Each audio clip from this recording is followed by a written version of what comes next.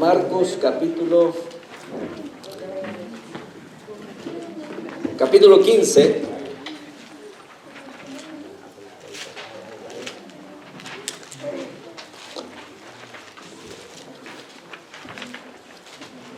¿Cuántos se han gozado esta mañana? Amén. Desde muy temprano, ¿verdad? Qué bonito es venir a la casa del Señor y gozarnos. Aleluya. Y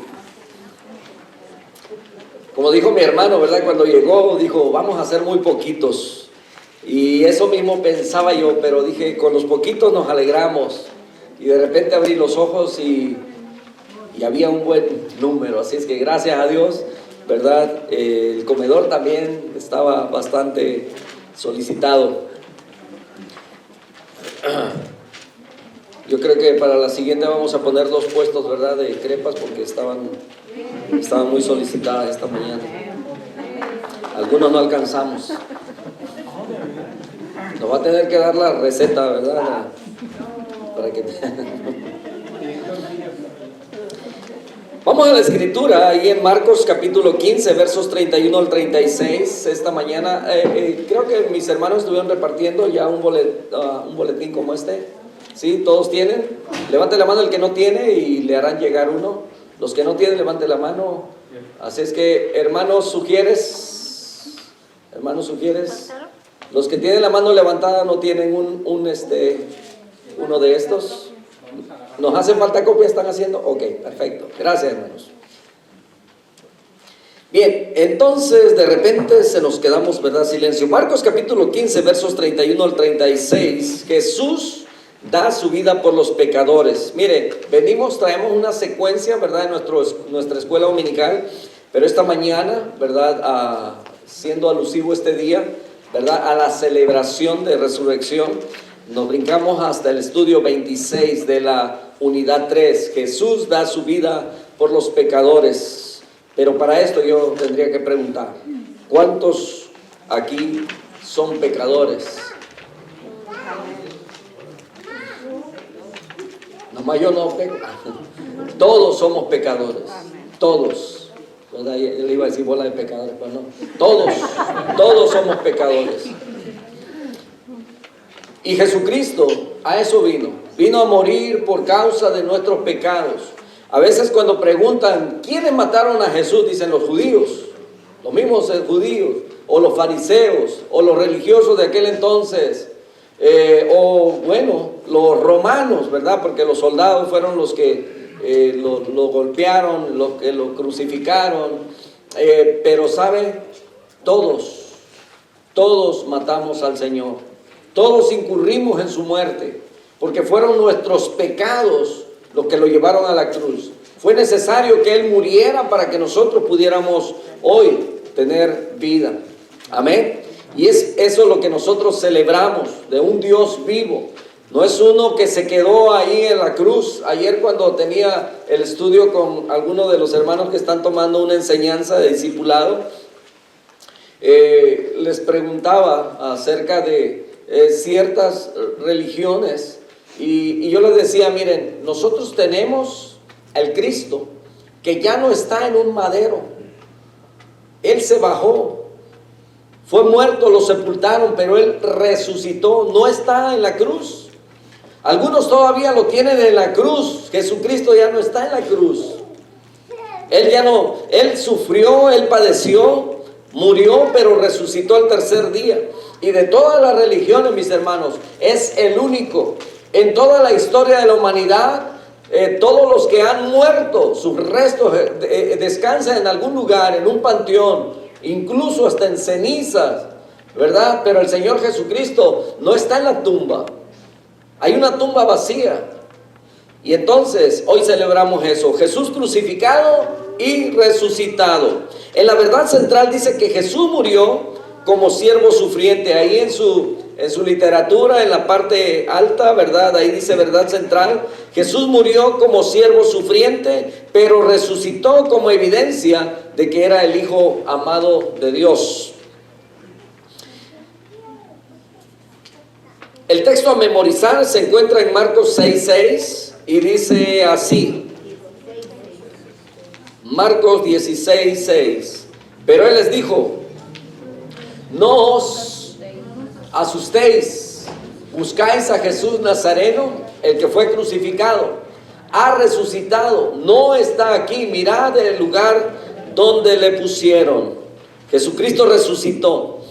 Bien, entonces la descripción de la vida de Jesús en los evangelios, porque los 4 evangelios, Mateo, Marcos, Lucas, Juan, hablan acerca de la resurrección del Señor, de la crucifixión, de todo lo que pasaron, y todos tienen algunos detalles, ¿verdad? Algunos a lo mejor, porque son testimonios de las vivencias de ellos, que con el pasar de los años, ¿verdad? Cuando lo escribieron, es posible que a alguno se le pasó algún detalle, pero otro lo consideró y lo puso. Y es por esa razón que en los evangelios sinópticos, o sea, en esos 4 evangelios, va a haber alguna pequeña diferencia.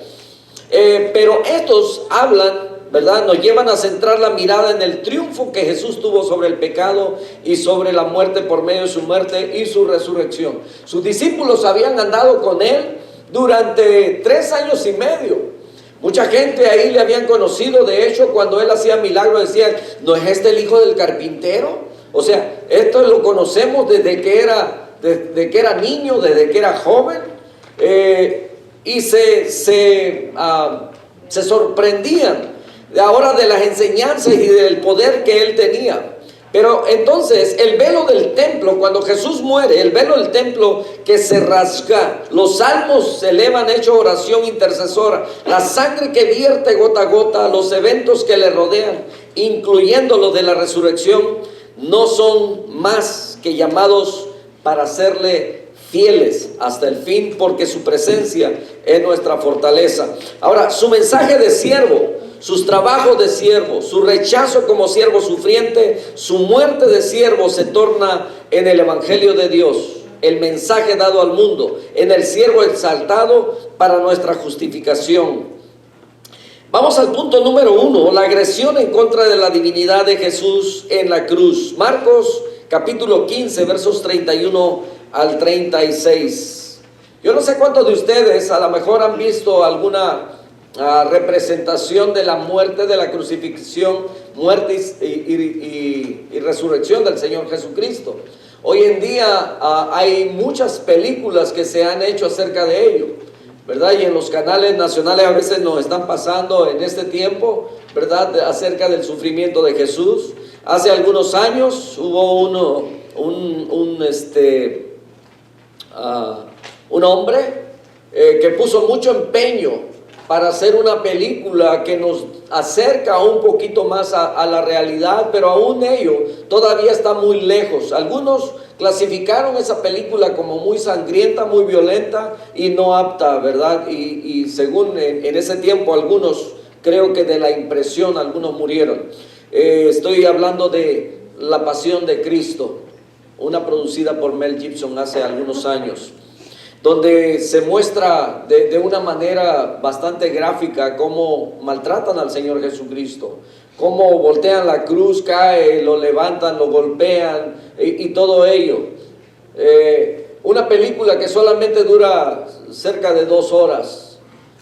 Imagínense el vivirlo, porque una cosa es algo resumido en 2 horas, que una vivencia que tuvo, ¿verdad?, desde su arresto, toda la noche, todo el siguiente día y hasta ser crucificado.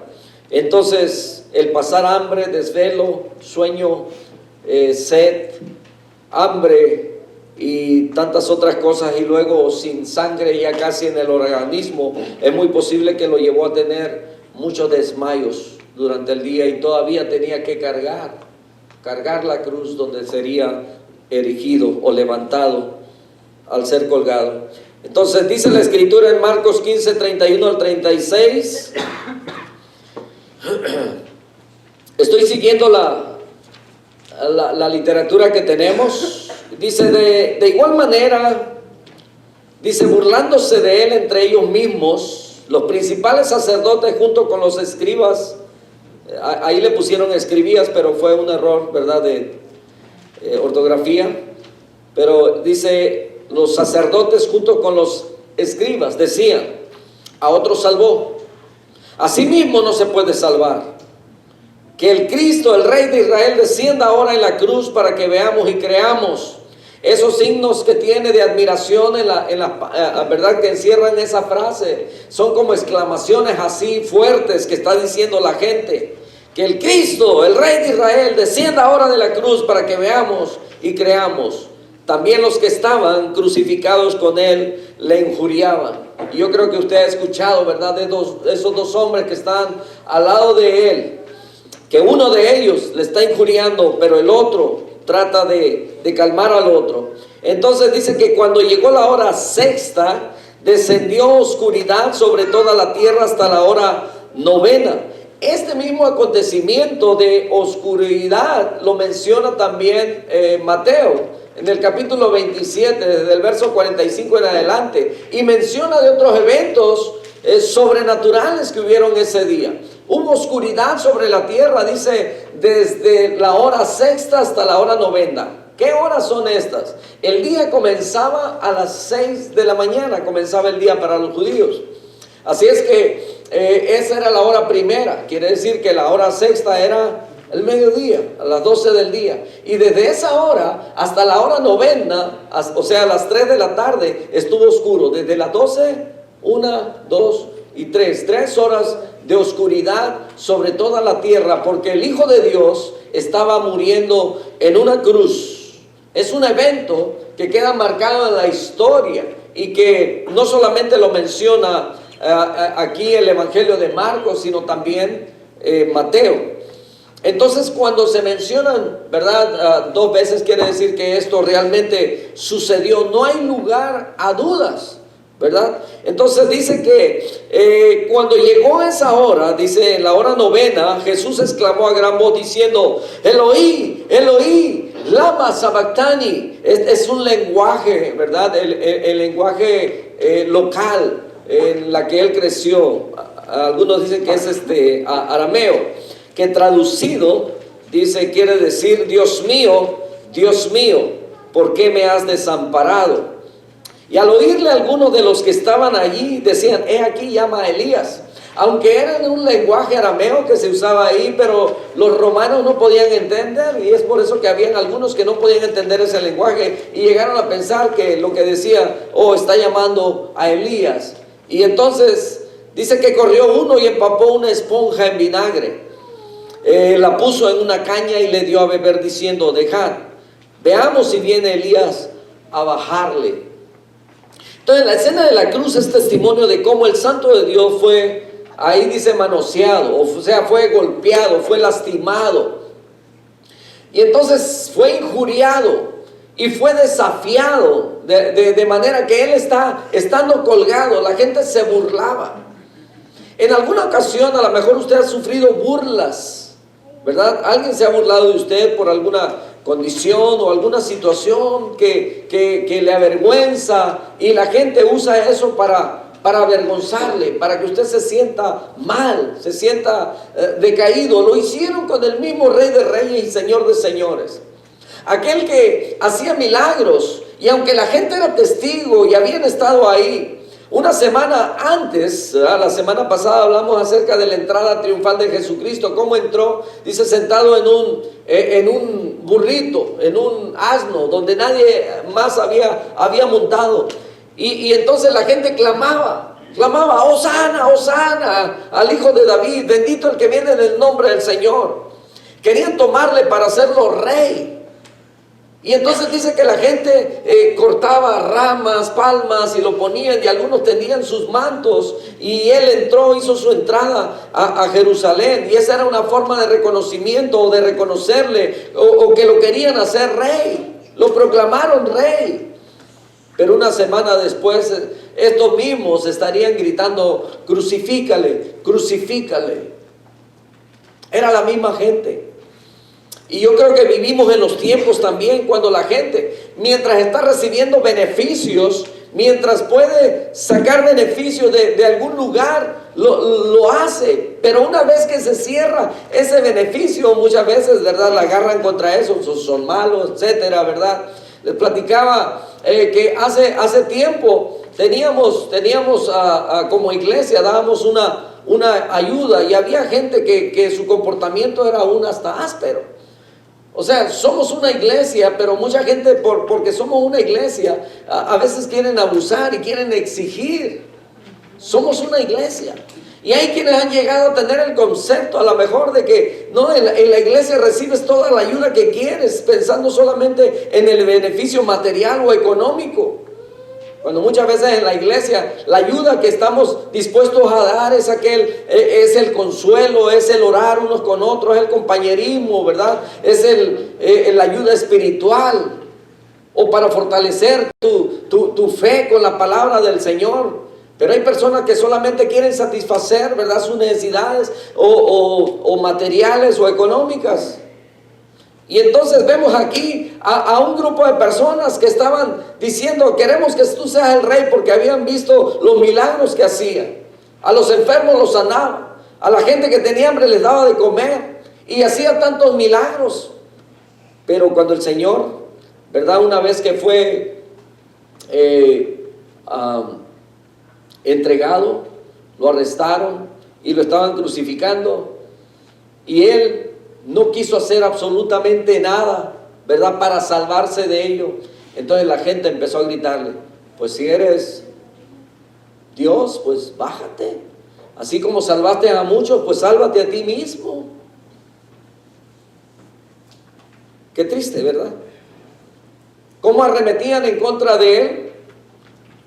Hay una agresión, y el procedimiento de clavarlo, y más aún el de levantarlo. Ahí dice izarlo, o sea, levantarlo, impotente para agonizar, y la agonía con un dolor más intenso. ¿Saben que eso de crucificar al ser humano era una de las prácticas más, ¿cómo se dice?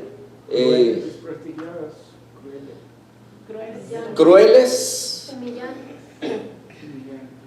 de sufrimiento para un ser humano? Porque dice que para respirar en la forma como estaba, le era complicado, le era difícil, estaba clavado. Y algunos piensan que los clavos cruzarían por aquí, pero no. Por lógica tuvieron que haber sido así, si no de otra manera esto se hubiera desgarrado y se hubiera caído por el mismo peso del Señor. Entonces los clavos tuvieron que haber entrado por aquí. Y luego, para poder respirar, dice que tenía que ir por ciclos. ¿Cuánto tiempo usted tarda sin respirar? Imagínese, su cuerpo está casi desangrado, no tiene sangre. Es muy posible que en muchas ocasiones el Señor se desmayó. Los que estaban al lado de él no pasaron la misma crueldad que él. Siendo inocente, sin haber cometido un solo pecado, fue tratado como el vil, el peor de los malvados. Lo trataron como uno de los peores asesinos, de los peores criminales.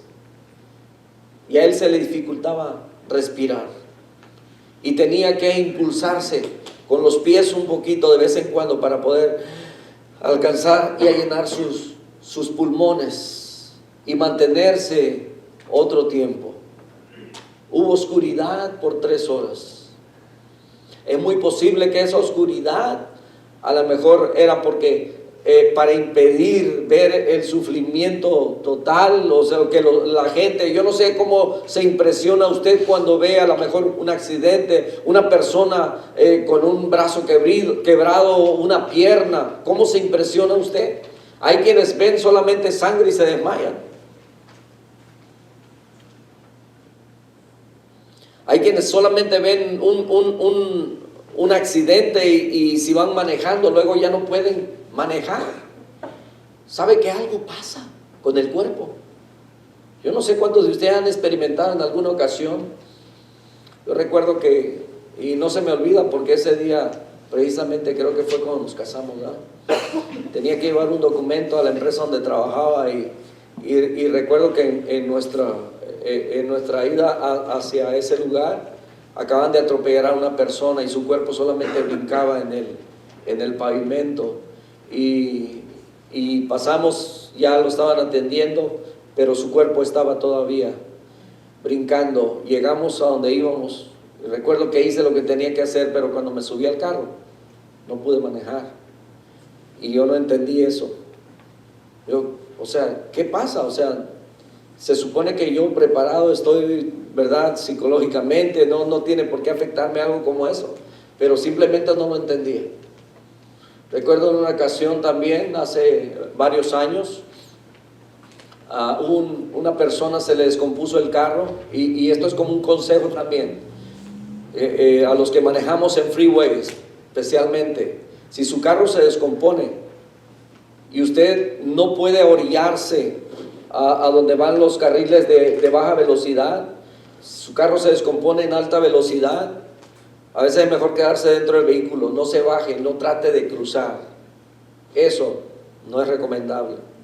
Al parecer esta persona se le descompuso el carro y quiso cruzar y alguien lo agarró. El caso es que los demás no se detuvieron, esta persona quedó desbaratada, la tuvieron que levantar con palas. Su cuerpo quedó completamente deshecho. Pero uno de los que trabajaban en la compañía ahí conmigo, manejaba un carro de la compañía. Cuando él pasó, creo que fue uno de los que pasó por encima del cuerpo. Cuando se enteró de lo que había pasado, él pensó que había sido cualquier otro objeto. Pero ya estando en el trabajo, ese día, él no tuvo paz. Él simplemente no pudo estar bien. Es difícil. Entonces no sé qué pasó. Si el Señor permitió esa oscuridad para que la gente no pudiera verlo, pero lo que sí podemos entender es que dice la Escritura que la luz vino a este mundo, pero que el hombre amó más las tinieblas que la luz porque sus obras eran malas. En el momento cuando Jesucristo está en la cruz, y ahorita vamos a llegar a esa parte,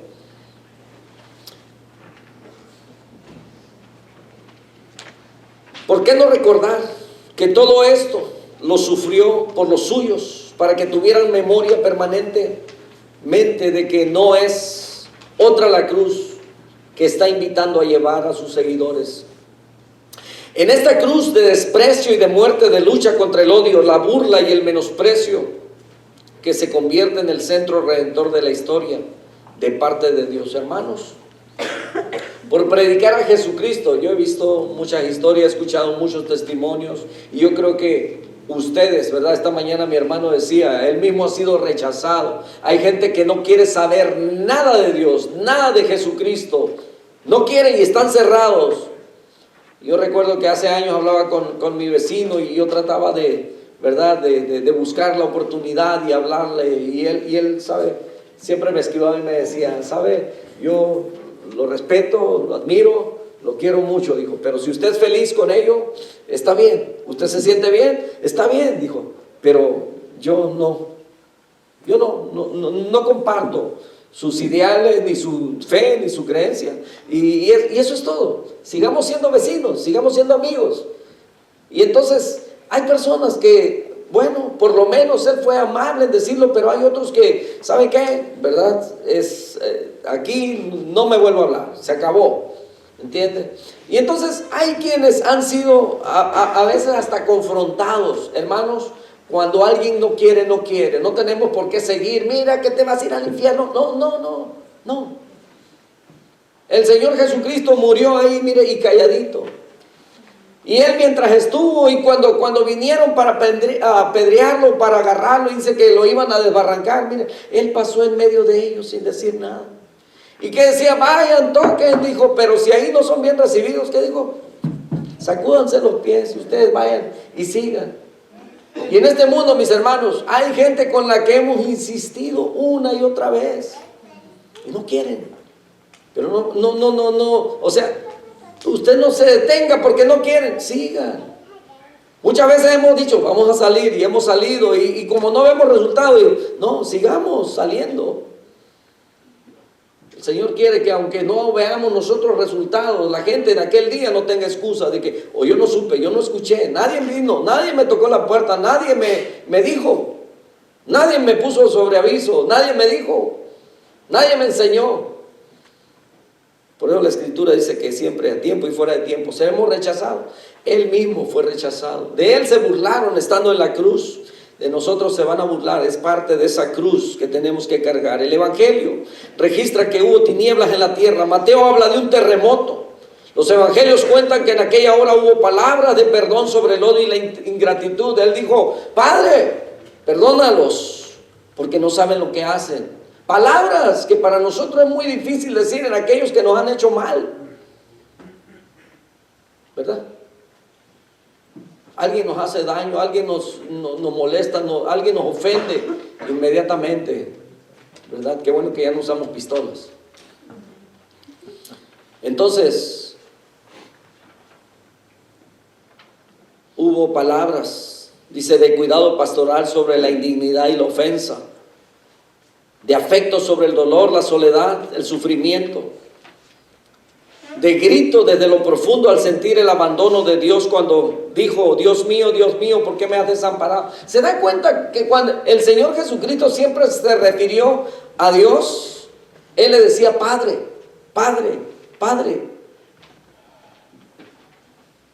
Pero cuando está en la cruz, hay un momento cuando Él dice: Dios mío, ¿por qué me has desamparado?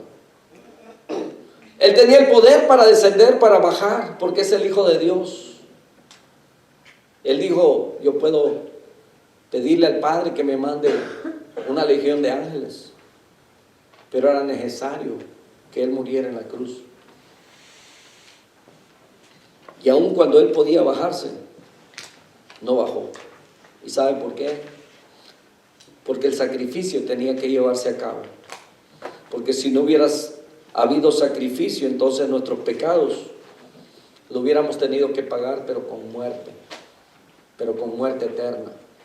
No con la muerte física, porque de todos modos, todos vamos en ese proceso. Entonces, Él sufrió, aún sintió hasta el abandono del mismo Padre. Cuando clamó: Dios mío, clamó como hombre, no como Dios. Siempre cuando Él hablaba con el Padre, le decía: Padre. Pero en esta ocasión, Él le dice: Dios mío. De sufrimiento físico, de grito de victoria a pesar de los ataques del diablo, de oración de paz debido a la seguridad de su Padre. La muerte de Jesucristo, estoy en el punto 2, Marcos 15, el 37 y el 39, dice: pero Jesús, dando un fuerte grito, expiró. Y el velo del templo se rasgó en dos de arriba abajo. Este es otro evento también que lo menciona Mateo. Acerca de lo que le dije, la oscuridad, el velo. Y aún hay otro evento más que se da y que lo menciona también Mateo 27, creo que es el verso 52, donde dice que las tumbas se abrieron. ¿Y sabe qué? Dice que varios muertos salieron del sepulcro. O sea, revivieron. No dice ahí, no da detalles cuántos eran, ni cuántas tumbas fueron, ni por cuánto más tiempo aquellos volvieron a la vida. Claro, volvieron a morir. El único que se levantó, resucitó de los muertos y que está vivo hasta ahora, después de 2000 años, sigue siendo el Señor Jesucristo. Por eso es Rey de Reyes y Señor de Señores. Es Rey y sigue siendo Rey, porque un rey deja de ser rey cuando muere. Y entonces tiene un sucesor.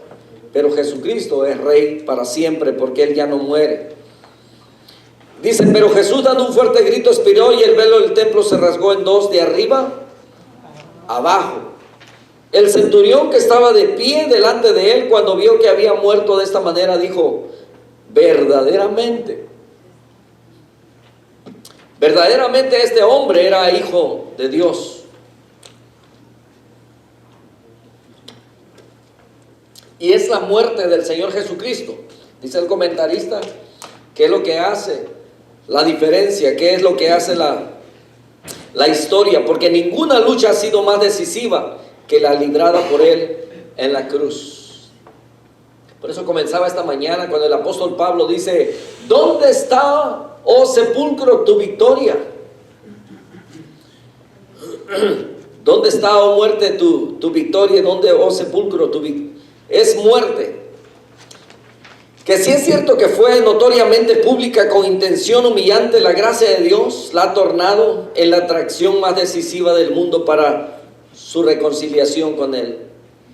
Nada fue más profundamente significativo, pero tampoco más elevado para glorificar la voluntad de Dios. Fue por eso que Jesús dijo: consumado es, en Juan 19:30. Hermanos, es muy posible que usted ha escuchado en la historia acerca de una persona que murió.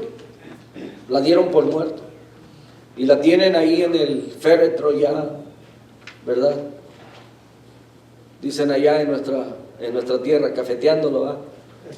Y la gente se pone, ¿verdad?, inmediatamente en cuanto alguien fallece. Así es en nuestros pueblos. Yo no sé si en el suyo, pero en el mío, ¿verdad?, se muere alguien, inmediatamente la voz, mire. Estoy hablando cuando no habían teléfonos y esas cosas, ¿verdad? Nomás había telegramas y el tren que pasaba un día ahí, ¿verdad?, una vez al día, allá por mi rancho. Las cartas llegaban, ¿verdad?, por medio del tren. Entonces todos los días había que ir a ver a la lista. Me estoy desviando del tema, no. Y entonces allá se muere alguien, se avisan rápido, ¿verdad? Y la gente se ayuda, se prepara. Unos traen su cuartillo de maíz, otros, ¿verdad? Y todos a preparar tamales y todo ello. Así es que para la tarde, ¿verdad?, ya es la velación, tienen al cuerpo, la gente trae flores, ponen aquello, ¿verdad? La gente pues triste, llorando, y luego ahí velando. Unos contando chistes, otros haciendo memoria, ¿verdad?, recuerdos del que está ahí. Y de repente, ¿verdad?, porque el féretro está abierto, y de repente se levanta el muerto, que no estaba muerto, pero ya lo estaban cafeteando. Yo no sé cuántos de ustedes han escuchado historias de esas, pero las han habido. Aquí no, porque dan por muerto a alguien, ¿verdad?, y luego le sacan la sangre. Así que si no estaba muerto, lo murieron. Eso es así, ¿verdad? Aquí le hacen la autopsia luego, y ya después investigan de qué murió. No, pues ellos mismos lo mataron, si no estaba muerto. No, en otros países es así. Ahora, quizás usted ha escuchado historias como esas, ¿verdad? Y queda marcado en la historia del pueblito, ¿verdad?, como don fulano, ya lo estaban velando y se levantó. Y qué suerte, ¿verdad?, que no estaba todavía enterradito, porque también se han enterrado personas vivas. Los han encontrado, ¿verdad?, que han querido salir. Y bueno, yo creo que ya conocen eso de la campana, ¿verdad?, que se les amarra una campana, lo velan por 3 días, ¿verdad?, ya enterrado, pero con un cordón que sale hasta afuera, ¿verdad?, que cuando empiezan a moverla, la campana suena y empiezan a desenterrarlo. ¿Ha escuchado eso? Te salvó la campana. De ahí sale ese dicho, ¿verdad? Lo salvó la campana. Entonces,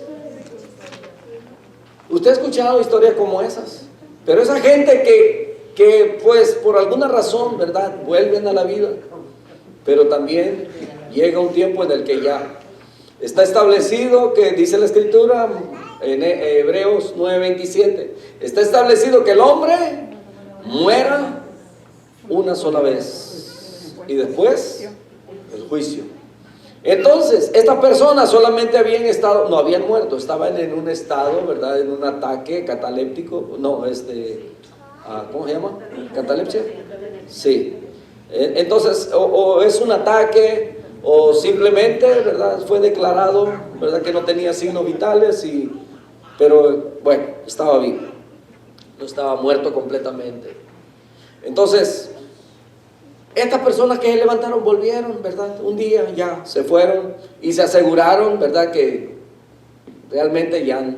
Y yo creo que en aquellos que ya habían pasado por esa experiencia, se aseguraron que realmente sí estaba muerto. Pero en la historia de la humanidad, mis hermanos, Jesucristo es el único que se levanta de la tumba al tercer día. Una persona no puede morir, estar muerto más de 3 días sin signos vitales.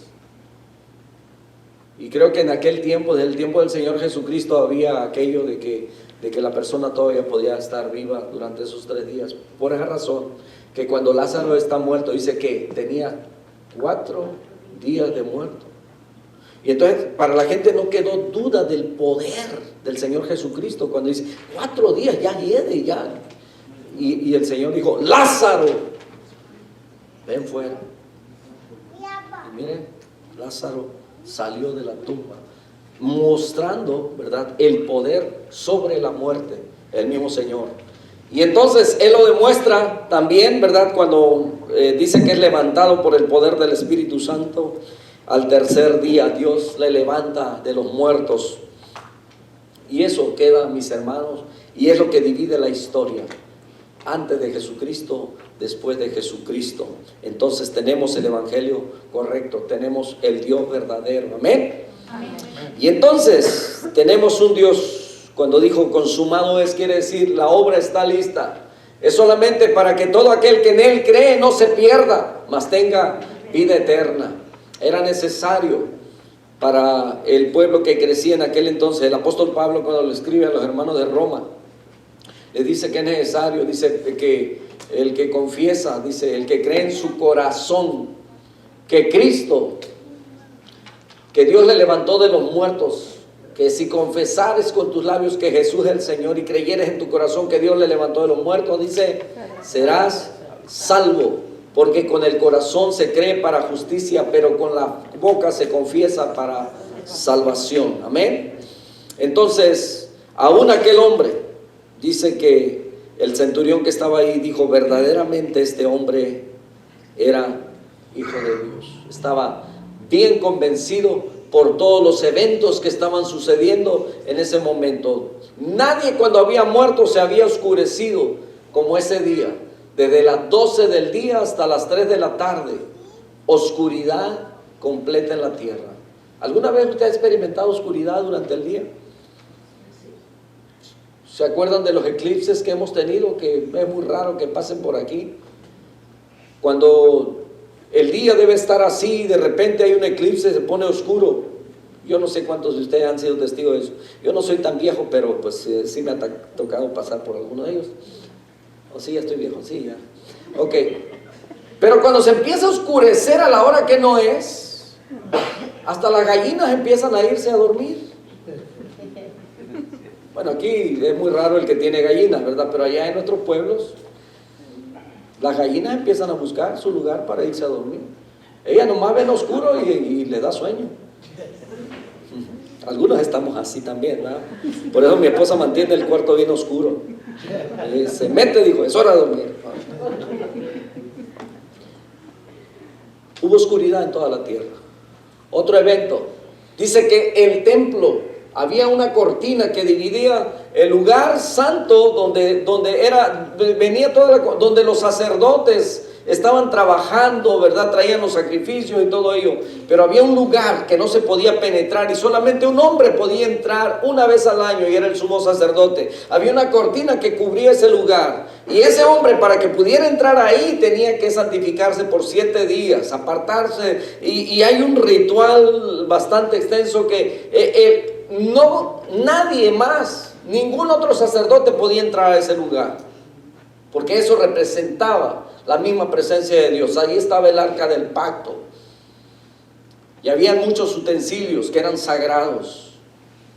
Y sabe, ese día, ese velo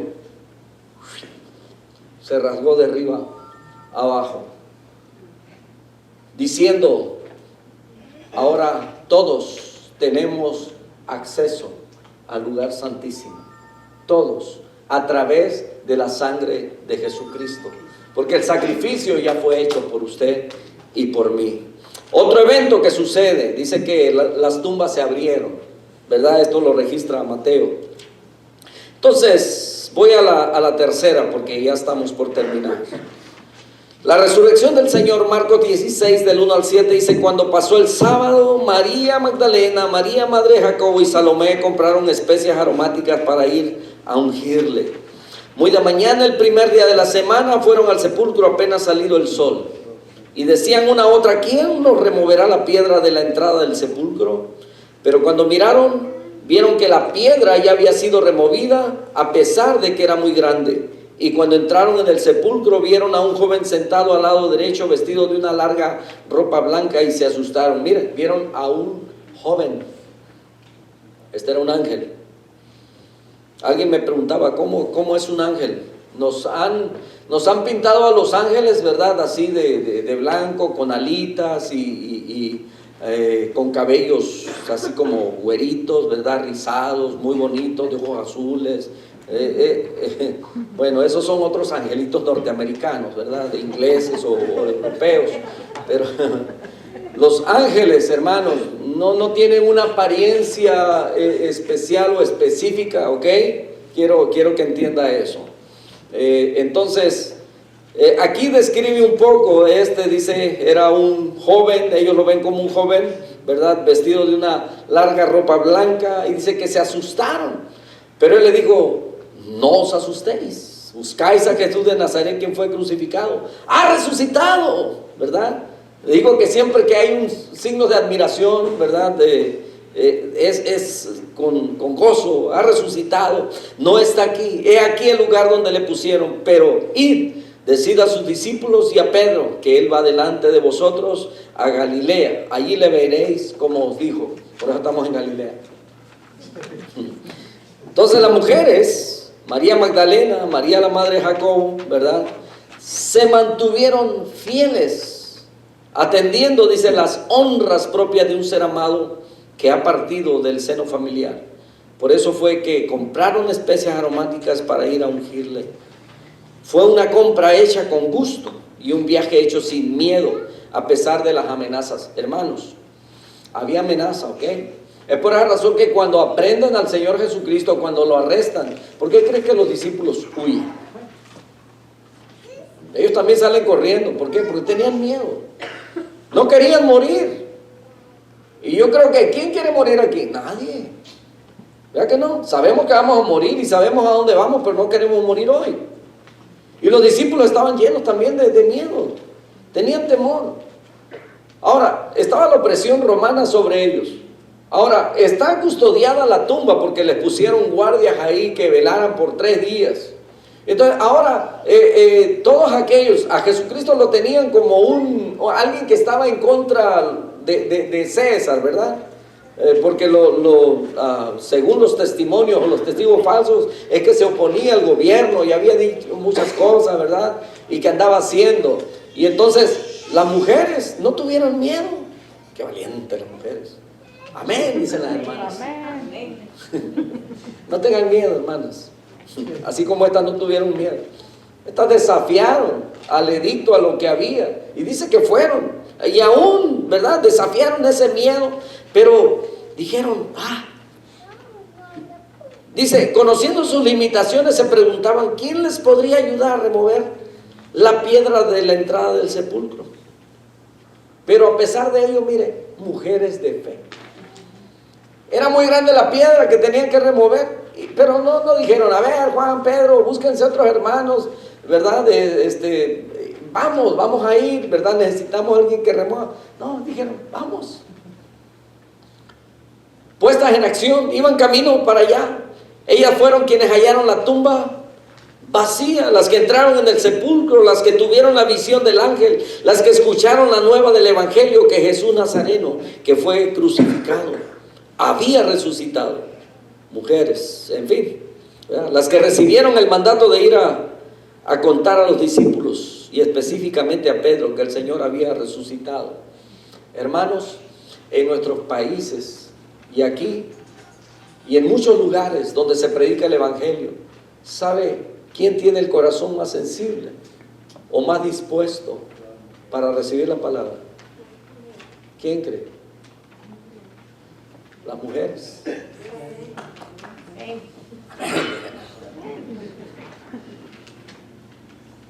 Y las mujeres también fueron de las que hicieron fuerte el ministerio del Señor Jesucristo. ¿Qué hacían? No hay detalles, pero eran las mujeres las que proveían. ¿Saben que los apóstoles, ellos nomás andaban con el Señor y anduvieron aprendiendo? El Señor traía a alguien ahí que administraba, porque había gente pudiente que también ofrendaba para el ministerio. Pero el Señor no se preocupaba. Por eso dijo, cuando vayan, no lleven alforja, no vayan preparados. El obrero es digno de su salario. Y cuando usted hace la obra del Señor, hermano, usted tenga por seguro que el Señor siempre le va a estar bendiciendo, porque la obra es de Él y Él la sostiene. Amén. No hay que olvidar que este encargo fue un privilegio, porque la resurrección es la corona de la obra de Dios en Jesucristo, su triunfo final de lucha contra el tentador y la manifestación plena de su poder. Ese es el Cristo que predicamos. Ese es el Cristo que se levantó de la tumba. Ese es el Cristo al cual celebramos hoy por ser nuestro Redentor, nuestro Salvador. Si usted todavía no le ha considerado esto, si usted todavía no ha recibido a Jesucristo como su Señor y su Salvador, hágalo su Señor esta mañana. Acéptelo. Decía al comenzar esta mañana que todos somos pecadores, y por nosotros los pecadores vino a morir Él. Pero no deje que su muerte sea en vano para usted. Cumpla el propósito. Él ya lo hizo, muriendo en la cruz para redimir a toda la humanidad. ¿Qué tenemos que hacer? Solamente, Señor, yo soy pecador, perdona todos mis pecados. Eso es lo único que el Señor necesita escuchar de usted. Con eso usted le entrega su vida y Él viene a ser el Señor y Salvador de su vida. ¿Y sabe por qué murió? Porque Él no quiere que usted vaya a la muerte eterna. ¿Cuál es la muerte eterna? Separación de Dios por siempre, por toda la eternidad. ¿Y qué hay en aquella separación? ¿Qué hay en aquella eternidad separado de Dios? Solamente hay sufrimiento. Y el Señor Jesucristo dijo en varias ocasiones que ahí será el lloro y el crujir de dientes. Ahí donde hay un fuego que consume, o bueno, no consume, más bien el fuego que siempre está ardiendo, ¿verdad? Que está martirizando, y un gusano que nunca muere. Y esto es por toda la eternidad. De eso es a lo que vino a salvarnos el Señor Jesucristo.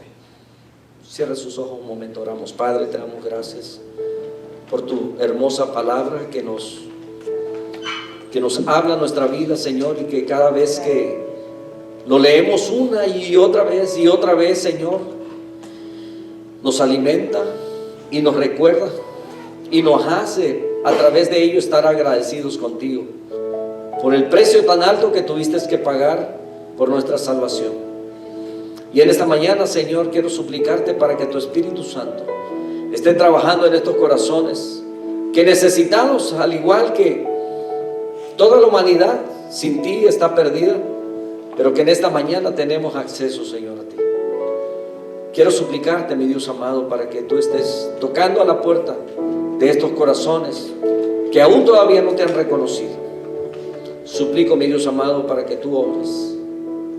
Mientras usted sigue orando, yo quiero hacer esta invitación y no quiero insistir mucho, pero si tú no has aceptado al Señor en esta mañana, ¿qué es lo que te detiene? No dejes que nada te detenga. Hoy el Señor quiere cambiar tu eternidad. Hoy el Señor quiere recibirte como un hijo. La pregunta es, ¿aceptas? ¿Hay alguien en esta mañana que entiende lo que el mensaje dice? Levante su mano, yo quiero orar por usted. ¿Quieres recibir a Cristo como tu Señor y Salvador? Acéptalo. Es mi recomendación. Elijo, he puesto la vida y la muerte. He puesto la bendición y la maldición. He puesto el bien y el mal. Escoge el bien. Escoge la vida y la bendición para que vivas tú y tu familia. ¿Quieres recibir a Cristo? Levanta tu mano. No tengas temor. Él ya sufrió toda la vergüenza en una cruz por ti y por mí. Bendito Dios. Si hay alguien, Padre, que está haciendo una decisión, a lo mejor a través de la transmisión, Señor. Suplico, Padre Santo, que escuches a su corazón. No hay magia, no hay nada, sino hay poder en la confesión. Y cuando nosotros aceptamos que somos pecadores y que necesitamos un Salvador, y aceptamos a Jesucristo, eso es suficiente. Gracias por la facilidad, Señor, y la sencillez con que has permitido que este evangelio llegue a los corazones. Bendice a esta congregación, bendice a este pueblo. Nos vamos a casa, Señor, pero llenos de tu presencia, porque nos hemos gozado en este día. Bendice a cada uno de mis hermanos en el nombre de Jesús. Amén. Dios me lo bendiga, amados hermanos. Estamos despedidos.